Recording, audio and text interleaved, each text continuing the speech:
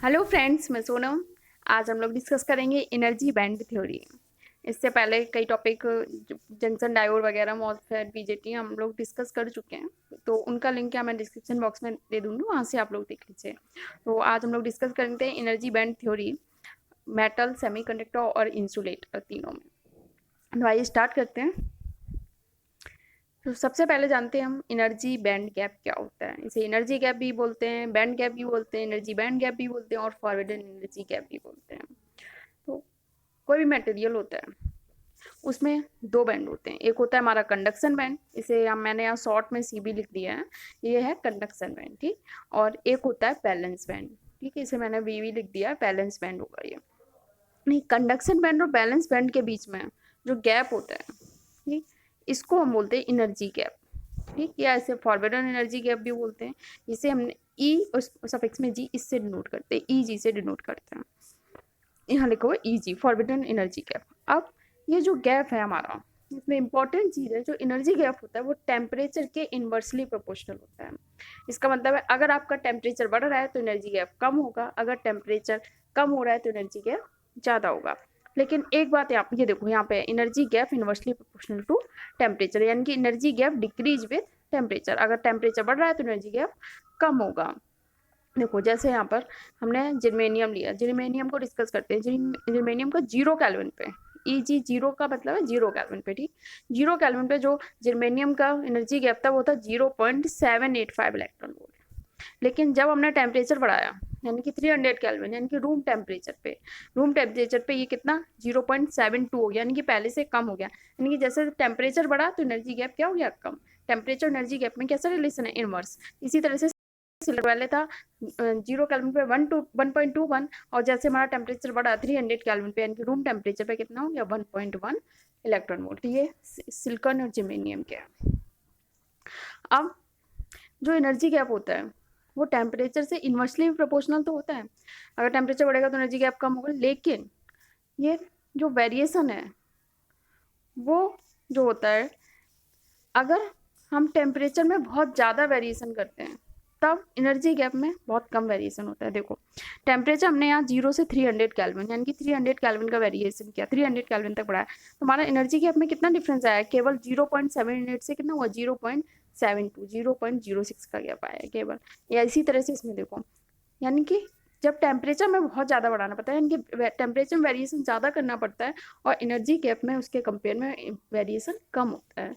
Temperature हमने 0 से 300 किया और हमारा जो गैप है 0.78 से 0.72 हुआ, ये सिलिकॉन के लिए 1.21 से 1.1 हुआ, यानी कि एनर्जी गैप में वेरिएशन कम होता है, स्मॉल वेरिएशन होता है। किसके कंपेयर में, टेम्परेचर के कंपेयर में हम टेम्परेचर बढ़ाते हैं। ये तो था हमारा एनर्जी गैप। ये बैंड गैप एक्चुअली हम होता क्या है।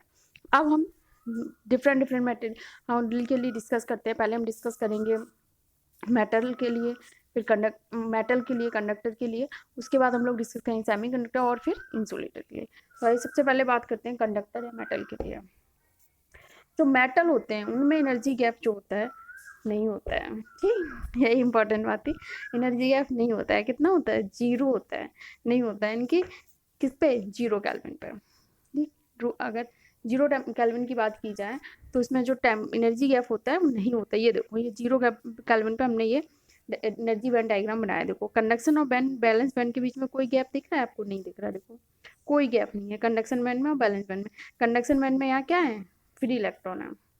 लेकिन अगर हमने टेम्परेचर बढ़ाया, ये देखो 300 केल्विन, जब टेम्परेचर बढ़ाते हैं तो हमने क्या बताया था, जब टेम्परेचर बढ़ाते हैं तो एनर्जी गैप क्या होता है, कम होता है। अब जब कम होता है तो पहले ही से कोई गैप नहीं है, तो कम होगा तो क्या, वो दोनों ओवरलैप कर जाएंगे, एक के ऊपर एक आ जाएंगे। देखो कंडक्शन बैंड यहाँ से यहाँ तक है, बैलेंस बैंड यहाँ से, ये जो पोर्शन है ये वाला बीच का, ये क्या है, ओवरलैप, ये ओवरलैप कर रहा है। तो कंडक्शन बैंड और valence band T equal to 300, temperature 300 kelvin पे क्या कर रहे हैं, दोनों ओवरलैप कर रहे हैं। दो जो मेटल या मेटल होते हैं हमारे, जो कंडक्टर होते हैं, उनमें जो हमारा एनर्जी गैप होता है वो 0 होता है। इसमें जो मेटल होते हैं उसमें जो फ्री इलेक्ट्रॉन्स होते हैं, इनमें जो फ्री इलेक्ट्रॉन होते हैं ये क्या 0 केल्विन पे भी अवेलेबल होते हैं। देखो 0 केल्विन पे भी मेटल में फ्री इलेक्ट्रॉन है, इसका मतलब कि इसमें करंट फ्लो होगा, इसलिए अच्छे कंडक्टर होते हैं।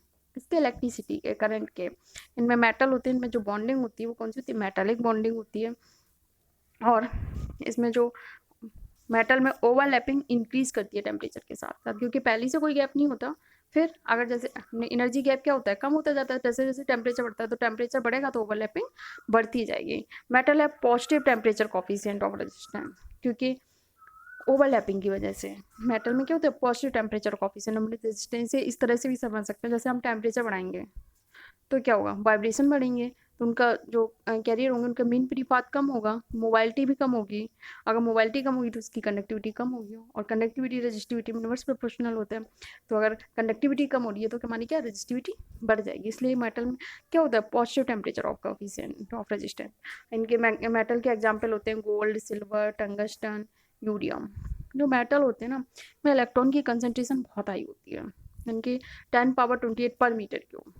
तो जो फ्री इलेक्ट्रॉन और जो फ्री इलेक्ट्रॉन कंसंट्रेशन होती है वो टेम्परेचर पे इंडिपेंडेंट होती है। तो जो मेटल कंडक्टर होते हैं बहुत अच्छी तरह से करंट के कंडक्टर होते हैं, मतलब करंट को बहुत अच्छा करंट से फ्लो होता है। एनर्जी बैंड डायग्राम अब हम डिस्कस करते हैं सेमीकंडक्टर के लिए। सेमीकंडक्टर क्या होते हैं, मेटल और इंसुलेटर के बीच की स्टेट होती है, ठीक। सेमीकंडक्टर सेमीकंडक्टर में जो एनर्जी बैंड गैप होता है हमारा, वो बहुत स्मॉल होता है, बहुत कम होता है। जनरली हम कहते हैं 3 इलेक्ट्रॉन वोल्ट के आसपास होता है, 3 इलेक्ट्रॉन वोल्ट के आसपास, मतलब उससे भी कम होता है। एक्चुअल में तो 1 इलेक्ट्रॉन वोल्ट के आसपास होता है, लेकिन अगर इसकी रेंज तेज है 3 इलेक्ट्रॉन वोल्ट तक सोच सकते हैं, समझ सकते हैं, ठीक। तो कंडक्शन बैंड और बैलेंस बैंड के बीच में एनर्जी गैप क्या होता है, स्मॉल। अगर रूम टेम्परेचर की बात करें तो कंडक्शन बैंड पूरी तरह से खाली होता है, और सेमीकंडक्टर जो होता है उसमें जो बॉन्डिंग होती है वो कैसी होती है, कोवैलेंट बॉन्डिंग होती है। तो जब 0 केल्विन होती है तो उस पर जो बॉन्ड होते हैं, ठीक, वो टूट नहीं पाते हैं। अब अगर बॉन्ड नहीं टूट पाते तो इलेक्ट्रॉन होल पेयर क्रिएट नहीं हो पाते हैं, अलग अलग नहीं हो पाते इलेक्ट्रॉन होल। तो जो कंडक्शन बैंड होता है इसमें कोई इलेक्ट्रॉन यहाँ बैलेंस बैंड से नहीं पहुंच पाता है, तो ये कंडक्शन बैंड पूरी तरह से खाली होता है और बैलेंस बैंड फिल होता है। तो ये जो होता है ये एक इंसुलेटर की तरह काम करता है, किस पे, 0 केल्विन पे। लेकिन जैसे ही रूम टेम्परेचर पे आता है, यानी कि 300 केल्विन पे, तो 300 केल्विन पे क्या होता है, इसे रूम टेम्परेचर पे क्या मिल जाती है, थर्मल एनर्जी। तो थर्मल एनर्जी की वजह से जो कोवैलेंट बॉन्ड होते हैं इस बैलेंस बैंड में, वो क्या होते हैं, टूटते हैं।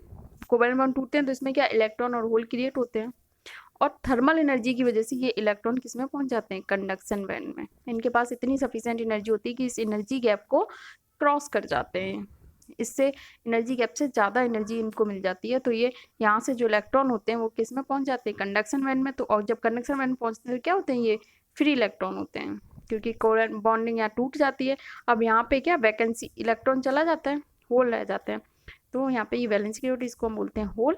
और ये कंडक्शन बैंड में जो पहुंच जाते हैं हमारे, वो होते हैं फ्री इलेक्ट्रॉन, जिसकी वजह से करंट फ्लो होता है। एनर्जी गैप जो होता है इनमें स्मॉल होता है, प्रैक्टिकली 0.7 इलेक्ट्रॉन वोल्ट से 1.5 इलेक्ट्रॉन वोल्ट होता है। टेम्प 0 केल्विन पे हमने क्या बताया, इंसुलेटर की तरह काम करेंगे, क्योंकि हमारा कंडक्शन बैंड है पूरी तरह से खाली है, और बैलेंस बैंड से इलेक्ट्रॉन कंडक्शन बैंड में नहीं पहुंच पाते हैं। तो ये कैसे इंसुलेटर की तरह काम करते हैं। इंसुलेटर क्या होता है, अभी हम इसके आगे डिस्कस करेंगे। इंसुलेटर में कंडक्शन बैंड पूरी तरह से खाली होता है, कोई भी इलेक्ट्रॉन वहाँ पर तक नहीं पहुँच पाता, जिसकी वजह से इंसुलेटर में करंट फ्लो नहीं होता। At room temperature there will be conductivity in the semiconductor, क्योंकि रूम टेम्परेचर पे कुछ इलेक्ट्रॉन बैलेंस बैंड से कंडक्शन बैंड में पहुंच जाते हैं, तो क्या होता है, उसकी कंडक्टिविटी बढ़ जाती है, फ्री इलेक्ट्रॉन फ्री हो जाते हैं। और सेमीकंडक्टर में negative temperature coefficient of resistance होता है, यानी कि अगर टेम्परेचर बढ़ेगा तो रेजिस्टेंस कम होगा। सेमीकंडक्टर के एग्जाम्पल क्या माने, सिलिकॉन होगा, जर्मेनियम होगा। अब हम डिस्कस करते हैं एनर्जी बैंड डायग्राम इंसुलेटर के लिए। जो इंसुलेटर होते हैं इनका एनर्जी गैप होता है वो लार्ज होता है, 5 इलेक्ट्रॉन वोल्ट से ज़्यादा होता है। किसने, ये देखो डायग्राम देखो कितने दूर दूर बने, कंडक्शन बैलेंस बैंड। इसका मतलब क्या है, यहाँ पे ये दिखाने की कोशिश की है कि जो एनर्जी गैप होता है वो बहुत ज़्यादा होता है। एनर्जी गैप देखो बहुत ज़्यादा है, लार्ज होता है। कितना कितना होता है, 5 इलेक्ट्रॉन वोल्ट से भी ज़्यादा होता है इंसुलेटर में।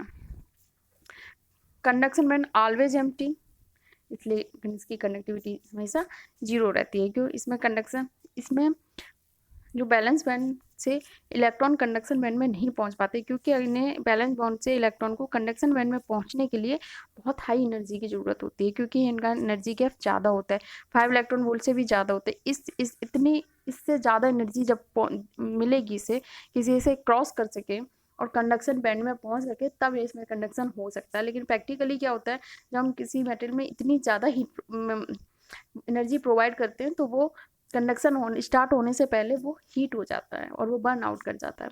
तो इस वजह से जब वो बर्न हो जाता है, हीट हो जाता है, तो प्रैक्टिकली पॉसिबल नहीं होता कि हम इंसुलेटर में कोई एक अच्छा कंडक्टर बना सकें। तो इंसुलेटर में करंट का फ्लो नहीं हो पाता। इनमें ये negative temperature coefficient of resistance होता है। अगर टेम्परेचर बढ़ता है तो हमारा रेजिस्टेंस क्या होता है, कम होता है। पर जिसने ये लिखा नेगेटिव टेम्परेचर का कोफिशिएंट ऑफ रेजिस्टेंस, इसके एग्जांपल क्या है, इंसुलेटर के। इंसुलेटर वो होते हैं जिनसे करंट का फ्लो इजली नहीं हो सकता, और ये अच्छे कंडक्टर नहीं हो सकते कभी भी। इन्हें बनाना पॉसिबल नहीं हो पाता, क्योंकि इतना ज़्यादा एनर्जी गैप को क्रॉस करने के लिए इतनी एनर्जी देनी पड़ती है कि उससे पहले हमारी जो मटेरियल होता है वो हीट कर जाता है और बर्न हो जाता है। तो एग्जाम्पल क्या है, डायमंड हुआ, ग्लास हुआ, प्लास्टिक, एयर, रबर और सिरामिक। अब ये हमने बताया कि एनर्जी बैंड डायग्राम ने इंसुलेटर के लिए डिस्कस किया, मेटल के लिए डिस्कस किया, सेमीकंडक्टर के लिए डिस्कस किया। अब आप लोग हमें कमेंट में ये बताइए कि एक ऑर्डर में आंसर दीजिए कि एनर्जी गैप किस में सबसे ज़्यादा होता है, फिर उससे कम किस में होता है, और उससे कम किस में होता है। और अगर आपको मेरी मेहनत अच्छी लगती है, हमारा वीडियो लाइक ज़रूर करें, और जितना ज़्यादा पॉसिबल हो अपने दोस्तों को, अपने रिलेटिव्स को, सबको शेयर करें। और अगर अभी तक आपने मेरा चैनल सब्सक्राइब नहीं किया है, तो हमारे चैनल को सब्सक्राइब करें। Thank you. अब पढ़ते रहिए, अपने सपनों को ज़िंदा रखिए। मिलते हैं नेक्स्ट वीडियो में नेक्स्ट टॉपिक के साथ। धन्यवाद।